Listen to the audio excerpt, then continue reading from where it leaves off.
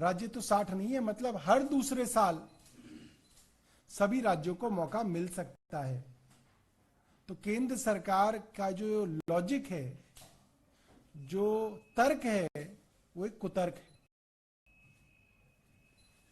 Sir, जो hospital drug case है, क्या सर इसमें दिल्ली सरकार जो स्वास्थ्य सचिव हैं उनके निलंबन की सिफारिश करेगी सर, जब तक इंक्वायरी चल रही है? देखिए, मैंने ये पहले भी कहा था और मुझे लगता था कि एलजी साहब उसका स्वयं संज्ञान अब तक ले लेंगे, क्योंकि अखबार में लगातार छप रहा है।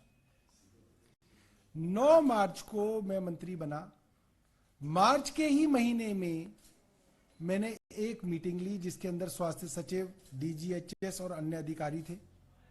उस मीटिंग में हमने कहा, मेरे निर्देश थे कि आप दवाइयों की, इक्विपमेंट्स की और कंज्यूमेबल्स की एक ऑडिट कराइए।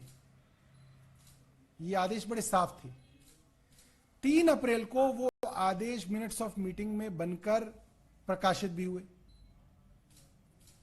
से एक अधिकारी को उसका मंत्री कह रहा है आप ऑडिट कराइए, आपने ऑडिट क्यों नहीं कराई?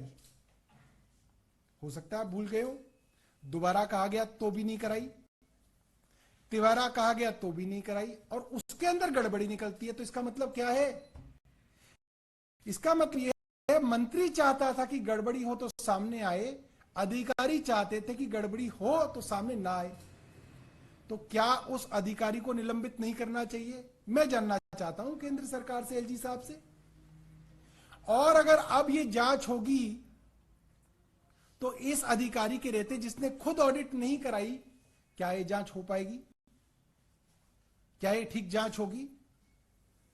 भारतीय जनता पार्टी इस अधिकारी को क्यों बचाना चाह रही है जो साफ तौर पे ऑडिट से भाग रहे थे, ऑडिट नहीं करा रहे थे, कहने के बावजूद? वैसे तो मेरे कहने की जरूरत ही नहीं है, आपको मेरे बिना कहे ही समय समय पे इन चीजों की छानबीन करनी चाहिए, ऑडिट करनी चाहिए, ये आपका काम है। मेरे पास तो 7 विभाग है, स्वास्थ्य सचिव के पास तो एक ही विभाग है, उनके पास तो 7 गुना ज्यादा समय है इन कामों के लिए। तो उन्होंने क्यों नहीं कराई?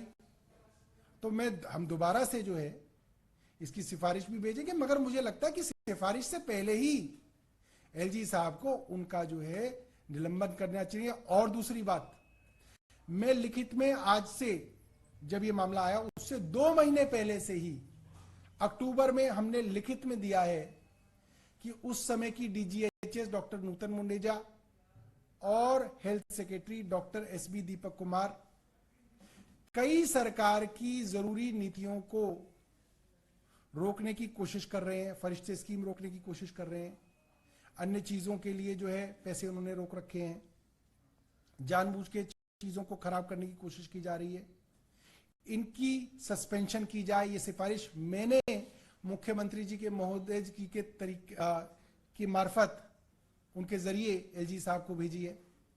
और इन दोनों अधिकारियों के खिलाफ, क्योंकि एलजी साहब ने कार्रवाई नहीं की, केंद्र सरकार ने कार्रवाई नहीं की, हम लोग सुप्रीम कोर्ट, देश की सबसे बड़ी अदालत में गए हैं कि इन दोनों अधिकारियों के ऊपर कार्रवाई की जाए।